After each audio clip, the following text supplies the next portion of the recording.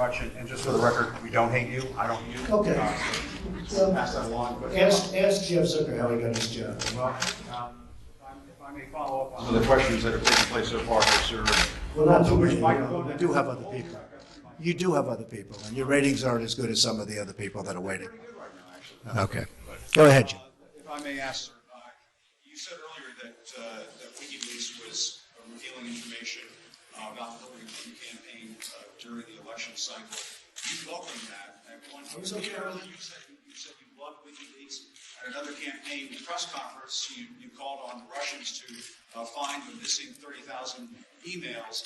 I'm wondering, sir, if you... Well, she was actually missing 33, and then that got extended with a whole pile after that. No, but I did say 30, but it was actually higher than that. If I may ask you, sir, it sounds as though you do not have much credibility here when it comes to leaking, if that is something that you encouraged during the campaign. Fair question. Ready? If I may ask you that. No, but let me do one at a time. Do you mind?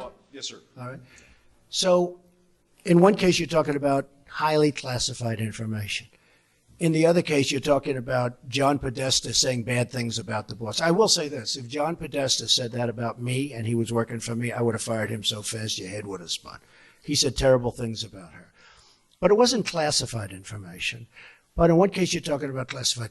Regardless, if you look at the RNC, we had a very strong, at my suggestion, and I give Reince great credit for this, at my suggestion, because I know something about this world, I said I want a very strong defensive mechanism. I don't want to be hacked. And we did that. And you have seen that they tried to hack us and they failed. The DNC did not do that. And if they did it, they could not have been hacked.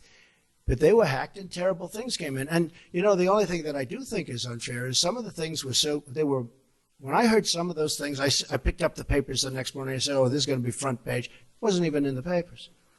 Again, if I had that happen to me, it would be the biggest story in the history of publishing or the head of newspapers. I would have been the headline in every newspaper.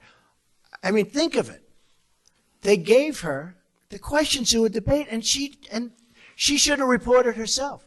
Why didn't Hillary Clinton announce that, I'm sorry, but I have been given the questions to a debate or a town hall, and I feel that it's inappropriate, and I want to turn in CNN for not doing a good job. And if I may follow up on that, just something that Jonathan Carl was asking you about. You said that the leaks are real, but the news is fake. I guess I don't understand.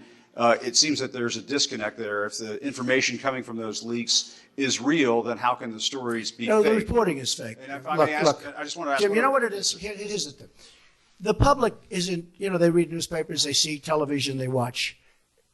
They don't know if it's true or false because they're not involved. I'm involved. I've been involved with this stuff all my life. But I'm involved. So I know when you're telling the truth or when you're not. I just see many, many untruthful things. And I'll tell you what else I see. I see tone. You know the word tone. The tone is such hatred.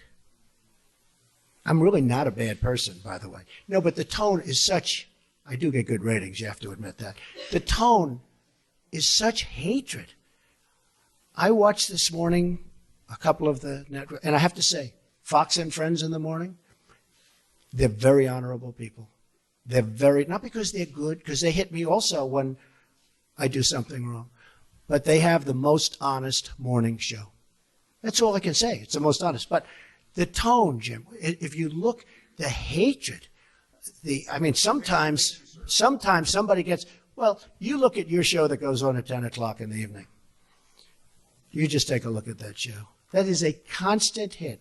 The panel is almost always exclusive anti-Trump. The good news is he doesn't have good ratings. But the panel is almost exclusive anti-Trump. And the hatred and venom coming from his mouth, the hatred coming from other people on your network. Now, I will say this. I watch it. I see it. I'm amazed by it. And I just think you'd be a lot better off. I honestly do. The public gets it, you know. Look, when I go to rallies, they turn around, they start screaming at CNN. They want to throw their placards at CNN, you know. I think you would do much better by being different. But you just take a look. Take a look at some of your shows in the morning and the evening. if a guest comes out and says something positive about me, it's brutal. Now, they'll take this news conference. I'm actually having a very good time, okay? But they'll take this news conference. Don't forget, that's the way I won. Remember, I used to give you a news conference every time I made a speech, which was like every day.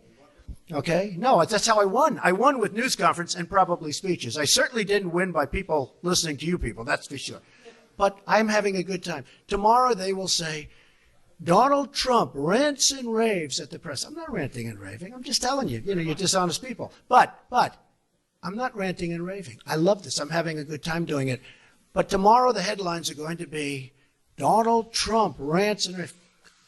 I'm not ranting and raving. Go ahead. I just one more follow-up. Should I let him have a little bit more? What do you think, Peter? Peter, should I let him have a little bit more? Sit down. Sit down. Just because of the attack of fake news and attacking our network, I just want to ask you, sir. I'm changing it from fake news, though. Doesn't that undermine? Very fake news. I know, but aren't you? Yeah. Go ahead. Real news, Mr. President. Real news. And you're not related to our new. I am not related, sir. No. I do like the sound of Secretary Acosta, I must say. I looked at that name. I said, wait a minute. Is there any relation there? Alex Acosta. I'm sure you checked that out, sir. No, I checked it. They said, no, sir. I said, do me a favor. Go back and check the family tree. Okay. But aren't you concerned, sir, that you are undermining the people's faith in the First Amendment, freedom of the press in this country, when you call stories you don't like fake news? Why not just say it's a story I don't like?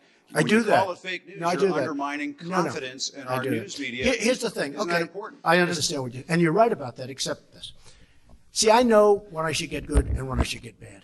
And sometimes I'll say, wow, that's going to be a great story, and I'll get killed. I know what's good and bad. I'd be a pretty good reporter, not as good as you.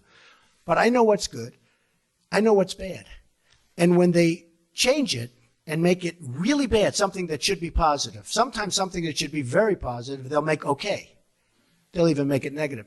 So I understand it. So because I'm there, I know what was said, I know who's saying it, I'm there. So it's very important to me. Look, I want to see an honest press. But I started off today by saying that it's so important to the public to get an honest press. The public doesn't believe you people anymore. Now, maybe I had something to do with that. I don't know. But they don't believe you. If you were straight and really told it like it is, as Howard Cosell used to say, right? Of course, he had some questions also. But if you were straight, I would be your biggest booster. I would be your biggest fan in the world, including bad stories about me. But if you go, as an example, you're CNN, I mean, it's story after story after story is bad. I won. And the other thing, chaos. There's zero chaos. We are running, this is a fine-tuned machine.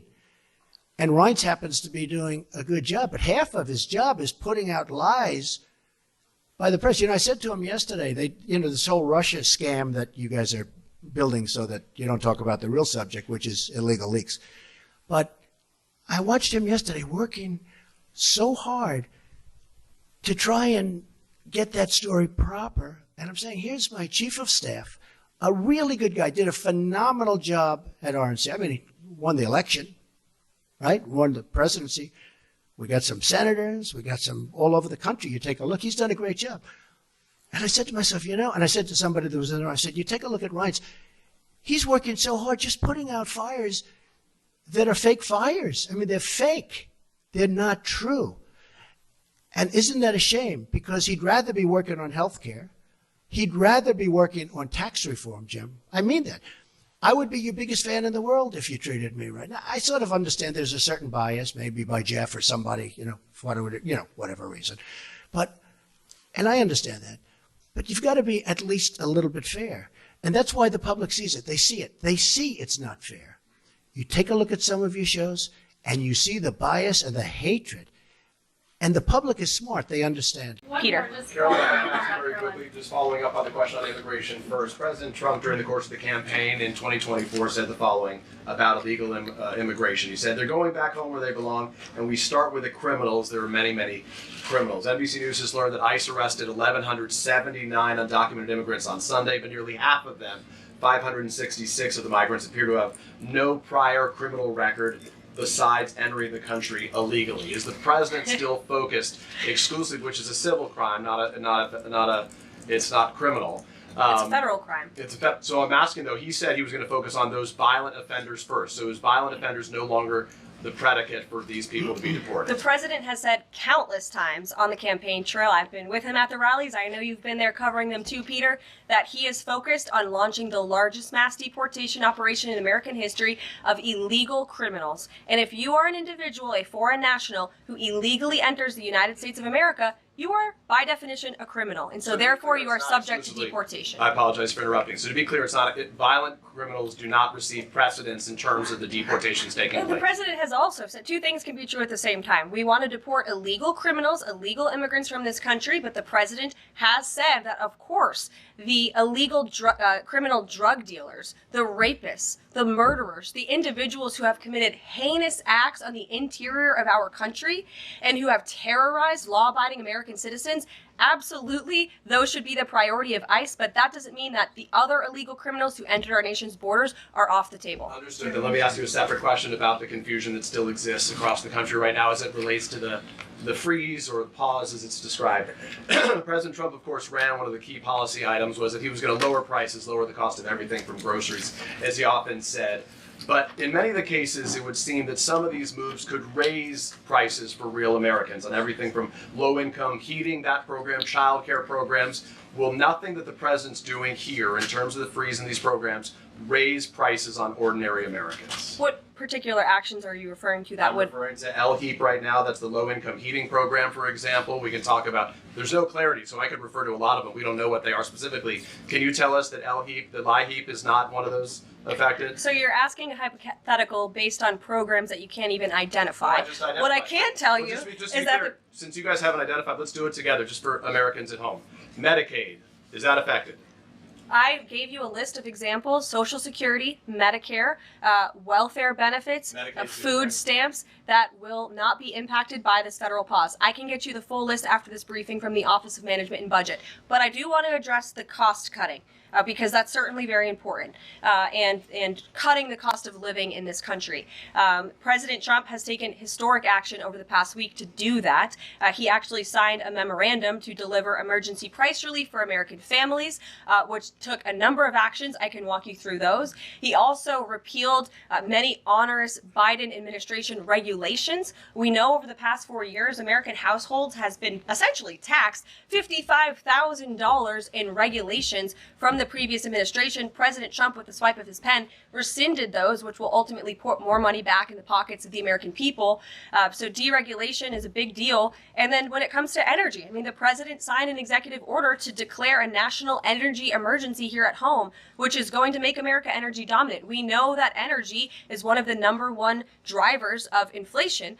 And so that's why the president wants to increase our energy supply to bring down costs for Americans. The Trump energy boom is incoming, and Americans can expect that. Please share that. Thank you. Caroline, I think some of the confusion may be here with this pause on federal funding. You've made it clear you're not stopping funds that go directly to individuals, but there certainly are lots of organizations that receive funding and then may pass along a benefit. Meals on Wheels, for one.